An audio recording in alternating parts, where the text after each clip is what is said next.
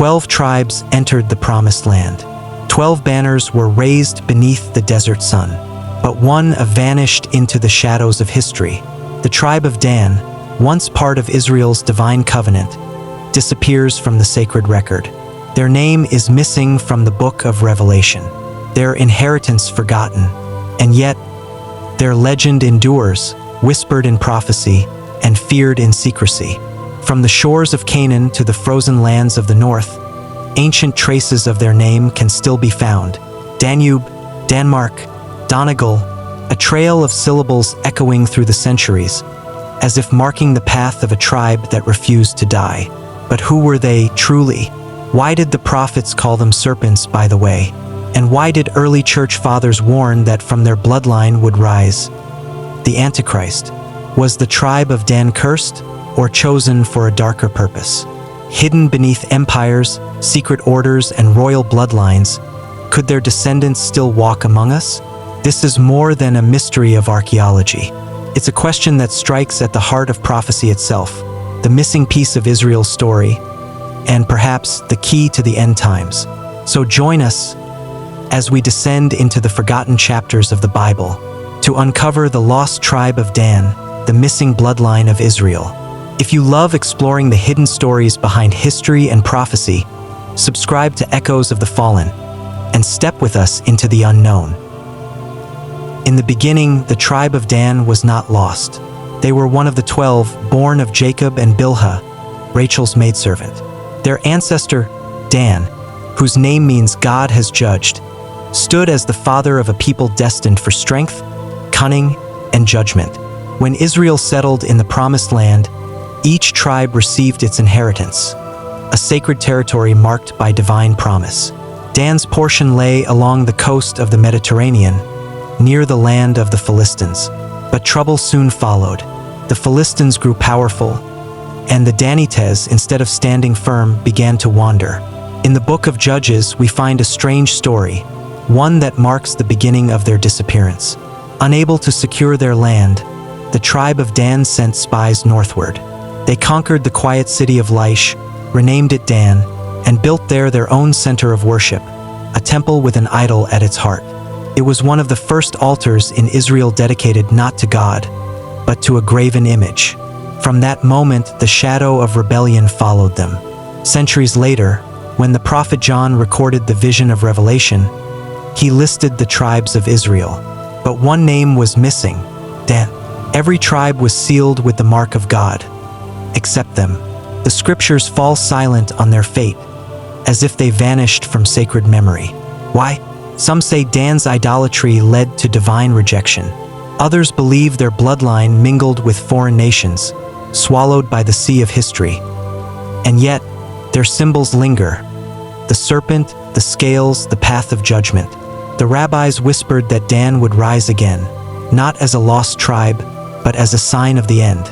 Because prophecy once called them a serpent, by the way, a hidden line waiting for the final reckoning. Their name may have been erased from the scroll, but perhaps not from destiny. Long before the tribe vanished, a strange prophecy marked their path. It came from the lips of their forefather, Jacob, spoken over his sons before he died. For Dan, the words were unlike any other. Dan shall judge his people as one of the tribes of Israel. Dan shall be a serpent by the way, an adder in the path, that biteth the horse heels, so that his rider shall fall backward. Genesis 49 verses 16 to 17. A serpent, by the way, a creature that moves unseen, silent, cunning, and deadly. No other tribe received such a description. It was as if Jacob saw in Dan a spirit of judgment, yet cloaked in mystery, a force that would strike from the shadows. In the ancient world, the serpent symbolized many things: wisdom, power, deception, even divinity. To the Egyptians, it was the emblem of royalty. To the Canaanites, it represented the god of healing and hidden knowledge. But to Israel, the serpent carried a darker echo, the whisper of Eden, the voice that deceived mankind. And yet, Dan carried that very image in prophecy. Some say it foretold their future rebellion, when they would set up idols in their own land bowing before molten images. Others believe it hinted at something far more profound, that Dan would become a vessel for both judgment and deception in the last days. Later Jewish writings hint that the Antichrist himself would emerge from the line of Dan. Early church fathers, including Irenaeus and Hippolytus, repeated this claim, warning that the Serpent of Dan would rise again, wearing the mask of salvation, yet bringing destruction. Could it be that the serpent prophecy wasn't a curse, but a revelation, a shadow cast forward in time? That somewhere, hidden among nations, the blood of Dan still carries that ancient mark, waiting for its appointed hour to strike again? The prophecy of the serpent was not the end of their story. It was the beginning of their disappearance. After the days of rebellion, the tribe of Dan began to fade from the pages of Scripture. No record of their return, no lineage preserved. It's as if they were swallowed by time itself. But across the ancient world, strange clues began to surface. Hints that the tribe did not vanish. They moved. Some scholars call it the Northern Migration. The Book of Judges tells us that Dan was a seafaring tribe. Why did Dan remain in ships? The prophet Deborah asked. They built fleets, traded across the Mediterranean, and may have joined forces with the Phoenicians, the great navigators of the ancient world. Together, they sailed beyond the borders of Israel, following the coasts, founding settlements, and leaving behind a trail of names that bear the mark of Dan. The Danube River in Europe, Denmark, the land of the Danes, Donegal in ancient Ireland. To some, these are coincidences, but to others, they are the footprints of a lost people, a silent migration that reshaped the world's map. Ancient Irish legends even speak of mysterious sea tribes arriving from the east, warriors known as the Tuatha De Danann, the tribe of the goddess Danu. Could this name, Danann, echo the ancient Danites who sailed away from Israel's shores? It is a question that haunts both historians and theologians. Archaeological finds reveal Mediterranean artifacts in northern Europe, pottery, symbols, and even inscriptions that seem out of place, as if carried by those who once called Canaan home. And in some of these ancient places, the serpent symbol, the same mark that defined Dan, appears again. If these legends are true, the tribe of Dan did not perish. They scattered, weaving themselves into new nations, hiding their identity behind language, myth, and bloodline. From the deserts of Israel to the frozen seas of the north, their trail leads onward, to kingdoms, dynasties, and perhaps to a prophecy waiting to awaken. The question now is not where they went, but what legacy they left behind. For centuries, whispers surrounded the tribe of Dan, whispers of rebellion, of serpents, of a bloodline destined to rise again, not in holiness, but in deception. Among early Christian writers, one name echoed in warning: Dan. The church father Irenaeus, writing in the 2nd century, declared that the Antichrist would come from the tribe of Dan. Another, Hippolytus of Rome, repeated the claim, linking the missing name in Revelation to a dark destiny, that the tribe once chosen to judge would one day bring judgment upon the world. Why such a belief? Because when John listed the 12 tribes sealed by God in Revelation chapter 7, Dan's name was gone. Every tribe was marked except theirs. To ancient eyes, omission meant rejection, divine removal from the covenant line. But what if that rejection was not the end, but part of a hidden plan? Throughout history, empires rose bearing symbols that trace back to Dan: serpents, eagles, scales, and even the broken cross of lightning. Heraldry, secret societies, and royal bloodlines carried emblems of power eerily reminiscent of the old prophecy. Coincidence or continuity? The theory claims that Dan's descendants did not vanish. They survived, weaving into European dynasties, carrying an unbroken bloodline tied to ancient Israel.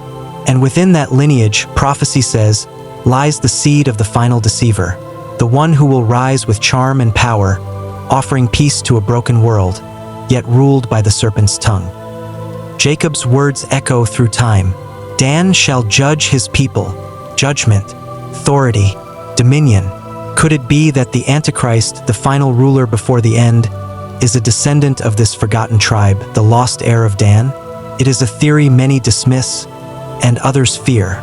Because if true, the blood of Dan still flows, hidden within the veins of kings, leaders, and nations, waiting for the appointed time when prophecy will breathe again, and the serpent's bloodline will rise from the shadows. Centuries have passed since the tribe of Dan disappeared from Scripture, yet somehow, their shadow still lingers, in symbols, in nations, in power. Across Europe and the Middle East, echoes of Dan's legacy can be traced, not through name, but through emblem and influence. Serpents coiled around crowns, scales of judgment carved into royal seals, even nations bearing names that whisper their trail: Denmark, Danube, Don, Dun. Their mark seems woven into the fabric of civilization itself.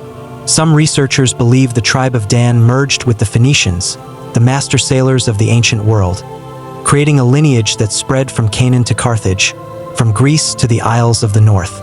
Over generations, their descendants became nobles, knights, even kings, and through the ages, the serpent symbol endured, from ancient crests to secret orders shrouded in ritual and silence.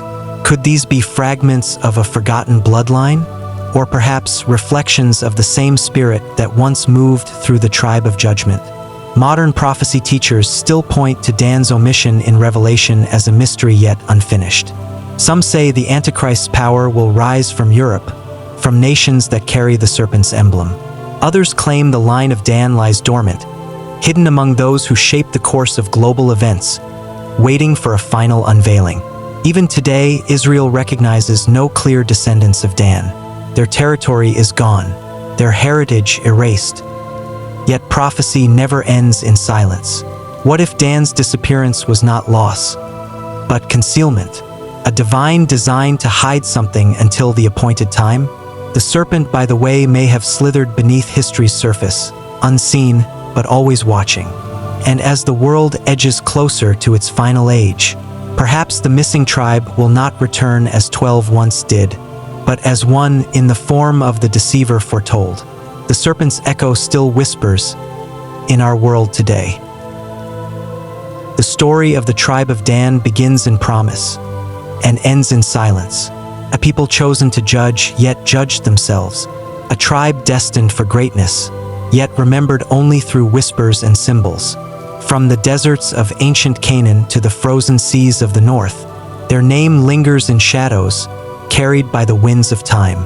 The serpent's trail winds through history, through kingdoms, empires, and forgotten bloodlines, always hidden, never gone. Some say they were cursed for idolatry. Others believe they became wanderers, scattering across the earth, unseen yet influential. And some still wait for their return. Perhaps the disappearance of Dan was not an ending, but a prophecy in motion. For every age seems to carry their echo, in power, in deception, in the rise and fall of nations. The serpent, by the way, still watches. The shadow of Dan still moves, silent, patient, waiting. And maybe, just maybe, the final chapter of this tribe story has yet to be written. When the world trembles once more, and prophecy unfolds its final seal, will the blood of Dan rise again, to judge the world it once abandoned? The Bible gives no answer. History gives only silence. And in that silence, the serpent's shadow waits,